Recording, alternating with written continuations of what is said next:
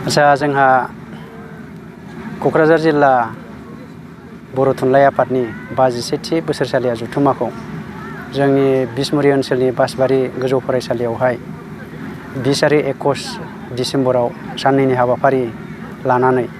मोनसे मेहेरगोनाङै खुंफुंनो थाखाय लाहार फाहार जागासिनो दङ। दा बेवहाय जोङो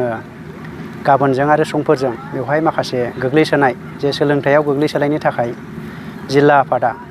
बेवहाय सेमिनारखौ मोजां जोंहा आलासि लेंबोनानै माखासे सोलोंथाइ जौगाथायनि थाखाय मोननै सावरायमेल लानाय जादों। बेवहाय जोंनि ओनसोलनि माखासे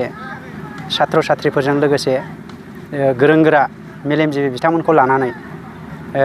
मोननै जोङो सावरायमेल लानाय जादों आरो बेवहाय बर' थुनलाइ आफादाव जौगानाय आरो बान्था मोनगिरि बिथांमोनखौ बाहाय बरायनाय जागोन आरो जोंहाबो गुदि बर' थुनलाइ आफादाव बर' बिजोंजों पास जानानै बांसिन नम्बर मोननाय फरायसानो रुंसारि साखिराम बरगयारि बिथांनि मुङै मोनसे बान्था बिलाइनाय जायो, बेखौबो लाफादों। बेखायनो बे हाबाफारियाव जोंनि क'क्राझार जिल्ला बर' थुनलाइ आफादनि गासै प्राइमारिफोरजों लोगोसे ओनसोलनि मेलेमजिबि बिथांमोनहा जाहाथे हाबाफारि बायदियै लैहोर लैहोर फैनानै बाहागो लाफैयो आरो जोंनि बे बिसमुरि ओनसोलनि गामि बेंगिरिफोरजों लोगोसे गामि ओनसोलनि मानिजाथाव मेलेमजिबि बिथांमोनहा जोंनि बे हाबाफारिजों गोरोबहोनानै बे हाबाफारियाव बाहागो लाफैनांगौ। बेवहाय जोङो लेंहरनाय जादों आलासि महरै बर' थुनलाइ आफादनि मानजाथाव गाहाय नेहाथारि मानगोनां मुस्रि नीलकान्त गयारि बिथां आरो बेवहाय बाहागो लाफैगोन गाहाय आलासि हिसाबै जोंहा लेंहरनायनि अनगायै आरो आच्छा जोंहा दिनै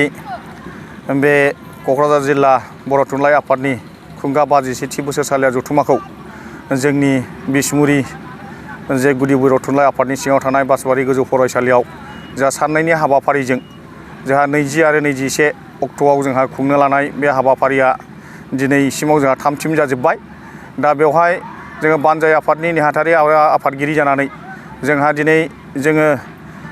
ओनसोलनि जानानै जोङो साफ्रोमबो रायजो राजाखौ जोङो खावलायनो सानदों। जोंहा गोग्लैसोनाय जे ओनसोल हिसाबै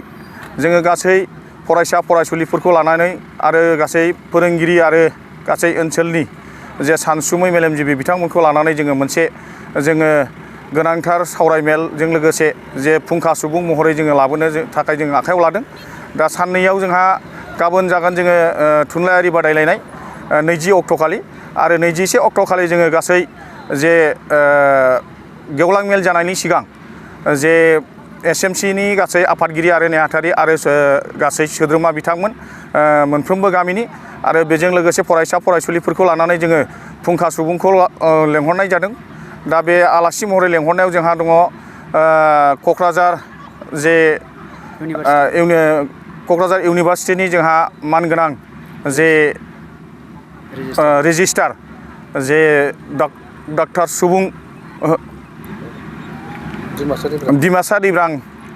बिथां आरो बेजों लोगोसे जोंहा दङ क'क्राझार बिबिनि इन्जिनियारिं कलेजनि जे मा नाम जे बिथांमोनखौ जोंहा फुंखा सुबुं महरै जोङो हांख्रायनानै लाबोदों। दा बे साननैनि हाबाफारियाव बिथांमोनहा जोंनो बेहाय ओनसोलनि गासै जे गोदोसोनाय जे ओनसोल बेखौ लानानै जोंहा मोजांथारै जोंनो जे सुबुरुन होलांगोन आरो जोंखौ जे खावलायलांगोन बेखौ मिजिंथिदों। बेनिखायनो जोङो दिनै जे बानजाय आफादनि जानानै जे ओनसोलनि साफ्रोमबो रायजो राजाखौ जोङो 20 आरो 21 अक्ट'खालि जे गाजा गोमजायै जोंनि नैबे जे थुनलाइ आफादनि जथुम्मा जागोन जायगायाव जोङो बयखौबो हांख्रायनानै लाबोनायजों लोगोसे गाजा गोमजायै बाहागो लाफैनो थाखाय जोङो आफादनि जानानै जे बानजाय आफादनि जानानै जोङो गुरैयै खावलायहरनाय जाबाय। गोजोन्थों।